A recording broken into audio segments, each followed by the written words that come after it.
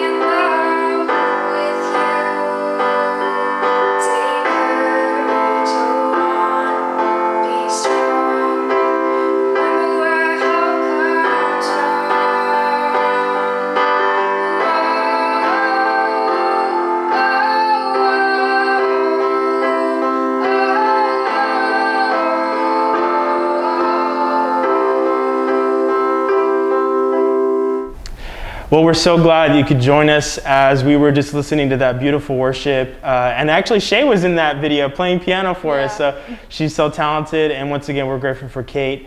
We have one more song at the very end, but before we do that, we want to have a quick chat with Shay about how she's adjusting to school, and now that we're kind of getting back into school. So how's that going? It's going all right. I mean, like, it's just really crazy how, like, before I went and I had spring break and I didn't think that I was, like, gonna come back, but I never did. And it was just it was just crazy. But now we're reopening, obviously, and for our school, I don't know about other schools, but since we're a little smaller and I go to Fort Bend Christian, it's more of half of the people go to school and then half you can stay online. I'm going in person because I feel like that's the best instruction. And of course, there are a lot of procedures that they have to have, like new hand sanitizing stations and more social distancing, obviously. Yeah. So it's just a really huge adjustment from what I usually had. I'm a people person, so I like hugging, and I probably won't be able to do that. So it's just kind of disappointing. But I think the biggest thing that's affecting me since like the coronavirus thing is my school. We usually do chapel on Wednesdays, and since my school's starting on Wednesday, we're gonna have chapel, and it's usually held in the gym. And everyone, freshman through senior, they sit together and just worship together. But since it's really hard to keep people like socially distant with like 300, 400 people, we have to do like a live stream in our classrooms, and it's just, I really like being there in person, like live worship. Yeah. It's just not the same as like broadcasting, but like, I guess like throughout the, the days, like I'm sure I can make it work, and the adjustment, I'll get adjusted just fine. Yeah, I know. I mean, we definitely feel everyone out there. I mean, obviously tuning in, and whenever you're watching this, we definitely feel like, yeah, I mean, it kind of hurts our hearts not to be able to like hug our friends or be near the people we love, and have to make so many different adjustments. I mean, it's such a big deal, and I think that's why, it's really all about just trying to stay as focused as we can be in this time and try to just push through it. I mean, I know it's a big change, but I know that there's always something to look forward to. There's always a brighter side. So, yeah. I mean, but one thing I will say is, how many Zoom meetings can we have? I mean, it just overflowed with Zoom meetings. I know we all want to meet with each other, and but I'm grateful that people are making opportunities to gather together. So that's what's up. Well, another thing I wanted to ask you, Shay, was maybe about a few months ago, I think it was in June, we were talking about change and justice. And obviously our country was, in a really, well, is still in a really awkward place right now on the conversation about racism and hate and bigotry. And do you mind just sharing with us how that conversation has evolved for you and just how things have molded? And then after that, we'll look at what we can be doing right now. I mean, I know we talked about that then, but there's still a lot of work to do. And so, do you mind sharing with us? Yeah, of course. So when we last talked, we were talking about just the recent events that happened, and it feels like it was not real. I felt like I was just living in a history book. And wow. With like the George Floyd protest, and there have been some new events that have arisen since then, like Elijah McClain, Breonna Taylor, still in need of justice. And I feel like the world now, since we've had that conversation, has evolved so much.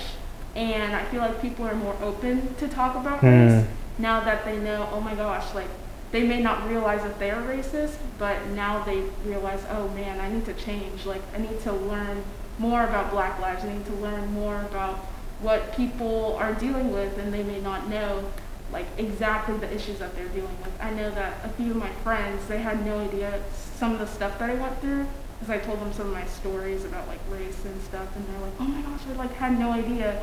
So I feel like having that conversation and conversations in the future are going to be like a huge difference, and they are making a difference today. I also want to say that like,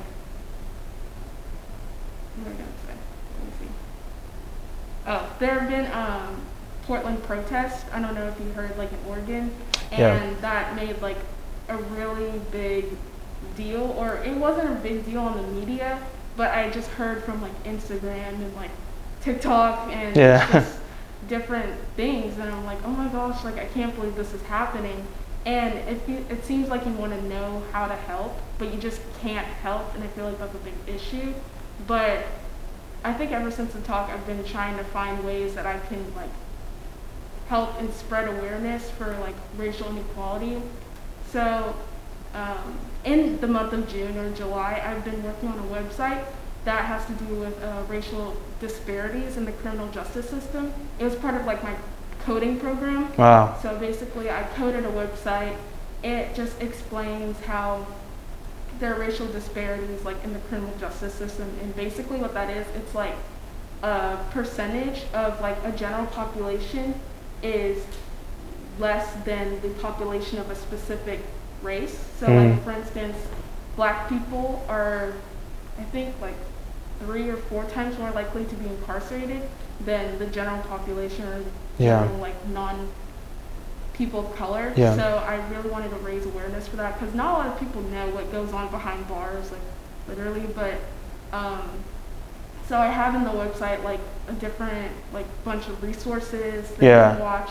13th is a good one. I don't know if you've heard of it. It's on Netflix, and it's by the director is Ava DuVernay, I think. Oh. And she's really good at like that whole documentary.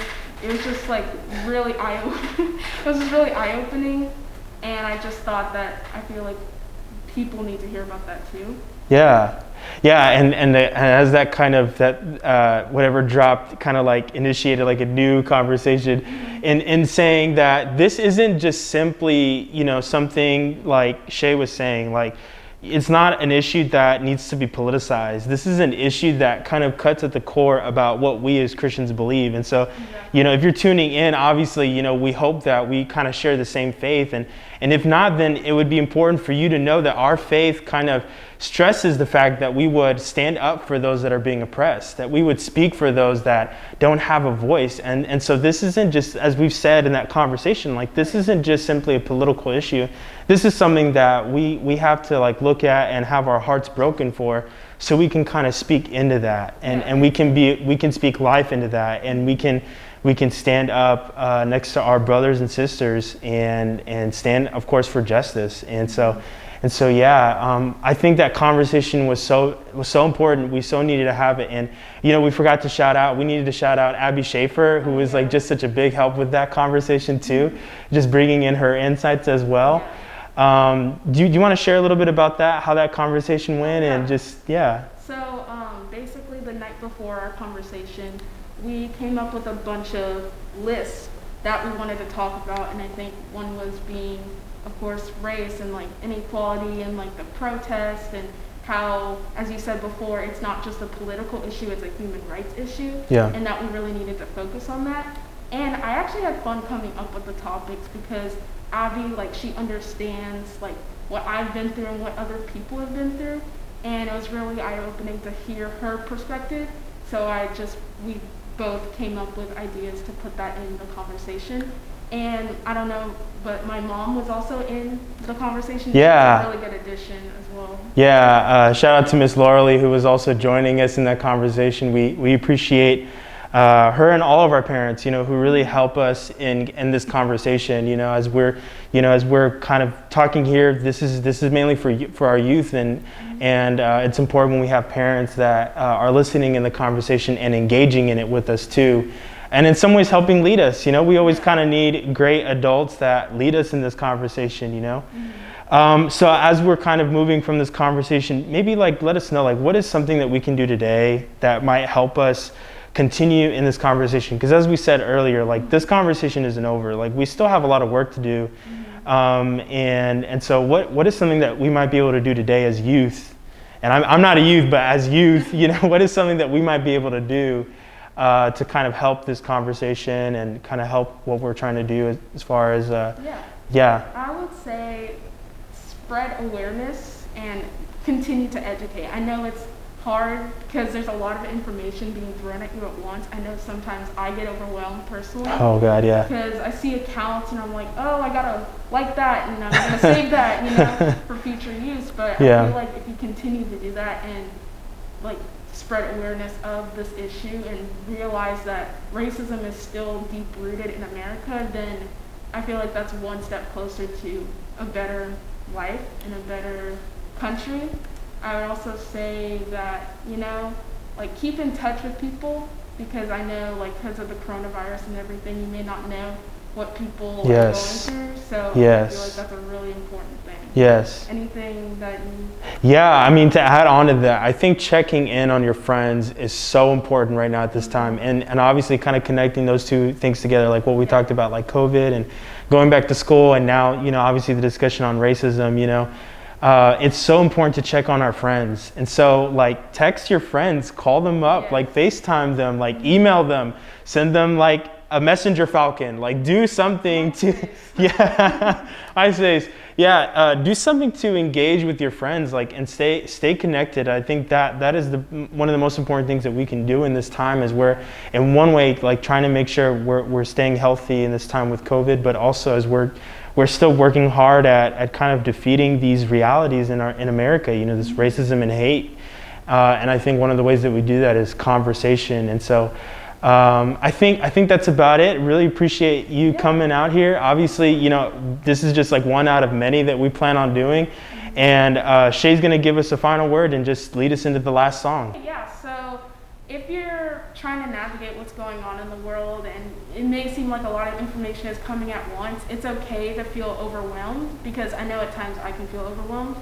And you might say like, oh, I need to learn about this, and I don't have time for this, but I just want to leave off with a Bible verse. So it's John 13 verse 7, and it says, "You do not realize what I'm doing now, but later you'll understand." Wow. And I think that's a really good point for 2020, because I know this year has been chaos, but if you just focus on that, you just need to really honestly just trust the process. Amen. And know that God is doing this for a reason.